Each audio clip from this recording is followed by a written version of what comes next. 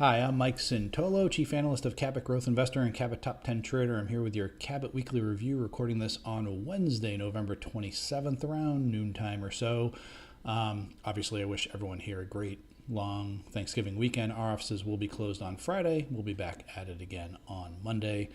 So enjoy your family, friends, and food and football. So when it comes to the market, things continue to generally look good. As I recorded today, we're starting to see some of the, what I'm going to say, sort of the old leaders, like in the chip group, start to sag, start to break down. Of course, it's it's kind of a holiday day, so we'll see how it plays out over time. But that is affecting sort of the NASDAQ and some growth stocks. But stepping back beyond today is just, you have two tranches of evidence. One is the top-down evidence, which we've talked about, being positive, but being a little tedious, pullbacks and shakeouts. And because some of these big cap names, especially the older, quote, I'm saying older leaders, but leaders from, 2023 and early 2024 are kind of sagging, it's affecting the NASDAQ and some of these indexes. When you dig under the surface and look at bottoms up action, yes, there are some potholes. We've seen a little bit of churning, but for the most part, whether it's growth measures, whether it's obviously individual leading stocks, that's still all to the good, okay? Now, I do think keeping your feet on the ground makes sense short term. I'm not a big short-term sentiment guy in terms of indicators, but it doesn't take a genius to see that we've seen some speculation out there. Some of the junk stocks, we'll look at GameStop here in a second, are perking up. Obviously, a lot of things are extended, and it's just a little bit euphoric. It's been a great 2 or 3 months, obviously. So you just want to keep your feet on the ground. We're still more focused on sort of managing what we have, and when we do buy, we're trying to buy things that are pretty good risk reward entry points and a little bit fresher, so that if we do get a pullback, hopefully they're pull back less and it's more controlled, as opposed to something that's been running for 3-4 months that could easily hit the skids pretty sharply and still be normal overall. In Cabot Growth Investors model portfolio, we came into the week a little bit more than, we came into last week a little bit more than 20% in cash. We've taken some partial profits. We've put some money to work, like I said, in some fresher names. We're kind of in the 15 to 20% cash position. We may be doing a little bit of buying today, maybe not. Maybe we'll hold off till next week. We'll see how it goes. But I'm sort of comfortable with that. To me, it's less about targeting a cash level now and about when you're buying, just making sure what you're buying is, at a decent entry point, has shown some volume, is kicking into gear, the group's behind it, so on and so forth, okay? Let's hop in the charts to show you what I'm talking about. As usual, I'm using a product called Market Surge. It's a product of Investors Business Daily. You can learn more at marketsurge.com.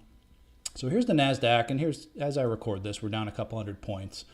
So no big deal. I mean, we're still above the 25 and still above the 50-day moving average. And again, the trends matter more to me, especially when it comes to the indexes, than, certain levels and all that. That said, it's kind of the most, I won't say it's lagging, but I guess I would say it's the most lagging index. You can kind of see relative to the S&P 500, it's been underperforming here. And its RP peak was way back here in July, and just not a lot of progress since July. So positive, like I said, not to keep saying the same thing, but positive, but not powerful. We'll kind of see how it plays out. Let's just run through the indexes first, then I want to get to some other sectors and stocks and stuff before we get into some buy ideas. So S&P 500 looks fine. 6,000 level, maybe that's round number resistance. We'll see how it plays out. But clearly positive, clearly trending higher. New York Composite, wrong symbol, looks great. 50-day test here, 50-day test here. This is before the election. This was kind of the post-election pullback. Looks good. And then small caps and mid caps still look good. So it's volatile in here. This is the IWM. But again, you had this big breakout. You had the tough, it was tedious. It wasn't tough. I mean, it came down to only the 25-day line, but just kind of gave up the entire move, right? But now it's kind of ratcheted higher.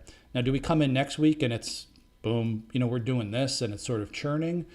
It's possible. We'll have to see how it plays out. But just going with what we see now, you just kind of have this base, you have the breakout and a retest, and small caps look pretty good. And mid caps are kind of similar, a little bit stronger, you can see here, but kind of a breakout, pullback, and now, thrusting higher. We'll see how it goes if other things get, I have a hard time believing we're going to have, part of the market get hit if that's what happens. I'm not predicting it will, but if some part of the market gets hit, will the rest of the market just go kiting higher? Probably not. So there could be pullbacks and stuff like that. But overall, obviously, the trends are up, okay? The other thing, too, is just looking at some of the growth measures on here. Like this is the IBD Mutual Fund Index. Same sort of pattern here. It's this thick blue line, but you kind of had the breakout, kind of a retest in here to the 25-day line. And since then, it's stretched to new highs. The unweighted or the equal weighted NASDAQ 100, QQQE, same sort of thing. It's been tedious. The top-down evidence has been a lot of sort of that sort of thing. But overall still looks good. Even with today's pullback, I mean, we're still way ahead of the moving averages. So that's pretty good, okay? I will just say, so let's just take a look at sort of what's kind of people are talking about. This is the SMH. So the SMH, and I've mentioned this before, it basically broke out, depends how you want to measure it, but the way I measure it anyway, it kind of broke out here. This was, call it May of 2023. And the index was, 130, just call it, something like that, okay? And so it went from 130 to 280 as a group now, as a sector, which is, so more than doubled here. And it went from, say, May to July of the next year. So call it 14 months. That doesn't, it's not like, 14 months you have to sell. It doesn't mean, it's just, it's obvious. People have been talking about NVIDIA, the chips, the AI. It had been obvious. They had a lot of big runs. And then you had the correction in the summer. You can see the group has never just really gotten going. To be honest with you, and I don't short because the big money is made on the long side. But this is kind of a classic sort of intermediate term topping pattern where it just can't get going. You can see their RP line. And then today, again, this is the group as a whole. It's actually dipping below the 200-day moving average. Does that guarantee it's going to go down? No, I don't know. We'll see how it plays out. Maybe it shakes out and this is a big shakeout and they start to run it higher. I'd be all for that. But just taking it for what it's worth, it is weak. NVIDIA obviously is sort of the, it's been sort of the flag bearer of the market. And I don't want to be bearish on it. I mean, the stock isn't that far from all-time highs, okay? But there hasn't been much buying volume in here. You did have a lot of support at the August low, okay? But since then, it's just been kind of, hasn't really kicked into gear relative to the market. It never really hit a new high. You can see the relative performance line slipping below the 50-day line today. Why am I talking about this? It's not predictive. It's just sort of interpreting what's going on and saying, if you get chips, if you get NVIDIA to pull back, I'm not saying, it has to come down here, but if they do pull back, it could kind of pull some of these extended growth stocks down. So it is something to watch. No predictions. We'll just take it day to day. Again, today's kind of a pre-holiday day, so to speak. So we'll see how things play out, but just certainly something to be aware of, okay?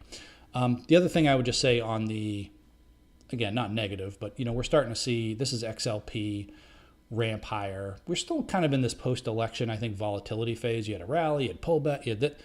So people are kind of switching back and forth a little bit. So again, this isn't, these 5 days doesn't mean like, oh my God, everyone's piling into defensive stocks, but they have been piling into defensive stocks here recently. And while the NASDAQ has been selling off a little bit, so we'll see how that plays out, okay? And the other thing, and this is very, very tertiary, and it's actually kind of hard to see on this chart. I can't make it logarithmic, but this is GameStop, which I just keep a distant eye on because it's like the ultimate, it's like the meme stock king, right, or whatever. And there's other speculative stocks out there. But, you're starting to see this thing just move for no reason. It's not like they reported a surprise profit or whatever. Just as speculators start to buy on some of this volume. Is it a red flag? No. But I would say, like, if you did get, some day where GameStop's up, 10%, and the next day it gaps up 12%, that usually, some of these moves back here, obviously, are way more extreme. But that usually happens.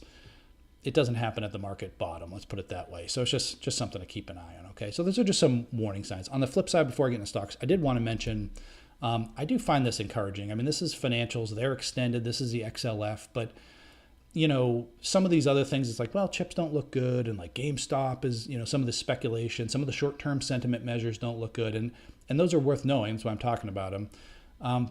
But some of the rubber meets the road stuff, we've seen a little churning in some of the growth stocks. But, financials zooming to new highs, regional banks, this is KRE, same sort of thing. I mean, a little bit of selling, I guess, this week, but no, still looks totally fine. So I just do find it encouraging that sort of financial stocks of all stripes, could be banks, could be big banks, could be regional banks, could be bull market stocks, could be brokerages, could be payment firms, stuff like that. They're all acting well. And usually the market's in pretty good shape when that happens, okay? So I threw a lot about out there. The bottom line is the trends are up. The top-down evidence is mostly positive. The bottoms-up evidence is still positive. Short term, there's a few, I guess, yellow flags, you'd call them, things to watch, okay? So we'll see how that plays out. Excuse me, still fighting off that cold. In terms of individual stocks, so there's some that look, I don't want to say buyable today, but I just mean they look proper here. There's others that you're kind of like keeping an eye on, like, okay, say we do get a pullback. Maybe I take a swing at something, assuming it doesn't implode, but if it does pull back normally. First things first, this is Shopify. I keep mentioning it, but it does look, it's basically held this entire huge volume move. And just before that move, just notice, I think I said this last week, but after the August low, this was a pretty bad decline here. After this sort of huge volume lift, not to get in the weeds, but just like super quiet selling volume. I mean, go back and look, all back here. You had, the stock did okay, but you had weeks where there's real selling volume. Back here it was very quiet. Now maybe sellers show up here or whatever, but so far they certainly haven't. And the big earnings gap from a liquid name, certainly looks good. So Shopify looks interesting. Twilio is another one. This is kind of a turnaround play. And you just had this sort of, not just a 1 or 2 day thing, but just a very persistent, powerful advance. This brief pullback led to another big surge. And now, again, it's pulling back, but acts pretty well. So maybe you do get a market shakeout and this thing pulls back, moving averages catch up, just something to consider. Some of the fresher breakouts, I like. It just, you want to make sure there's power there and just honor your stop. Sometimes the late breakouts, they kind of work until they don't, sort of thing. But Wix looks good. This is WIX, nice breakout here. This was in top 10 this week. You can just see it's been coming back. It had a nice run, but just spent a long time here, 6 months I think it was, breaking out. And again, kind of like Twilio here, it's a different animal than Twilio in terms of liquidity and all that. But it's not small. It's a $13 billion market cap. And just see how there was no selling for just months. It just kind of consolidated. So it's not like there's a ton of weak hands in there. It's not like there's a bunch of people who want to get out. And certainly it's acting well since the gap. Datadog, we'll see how this goes. It's not you can see same sort of thing. Nice big long base in here. It did have some selling weeks in here, but some accelerating volume on the upside. Just kind of flagging it as sort of a recent breakout. Usually what you'll see if the market is going to pull back, not that I'm predicting that, I'm just saying you keep an eye on some of these fresh breakouts, and then when they start failing, which I'm not saying Datadog will do, but I'm saying if you start to see that, like Wix and Datadog fails, it's like, okay, that's a sign that people are now selling into strength, at least shorter term. But obviously right now, Datadog looks good, nice volume cluster here, and my guess is the pullbacks will probably be, well contained. Interest rates have come down, just to take a quick look at this. So this is the 10-year note, kind of a messy chart. But the bottom line is, we basically did this, right? And now we've come down like that. Okay, so still in an uptrend, still above the 50-day line, but rates have come down. Excuse me. One thing that's interesting, so, rates came down, home builders popped. If you look at like the ITB, okay, here's your pop this week. It looks pretty good, but still shy of its old highs. What's kind of interesting to me, Toll Brothers, TOL, popped out to new highs already, very good volume, and so far is holding that move. So that looks like a relative strength leader if the group kicks into gear. And Restoration, well, I guess they call themselves RH, but the old Restoration Hardware, same sort of thing. This obviously has been the dog's dinner, very sloppy, endless bottoming action here.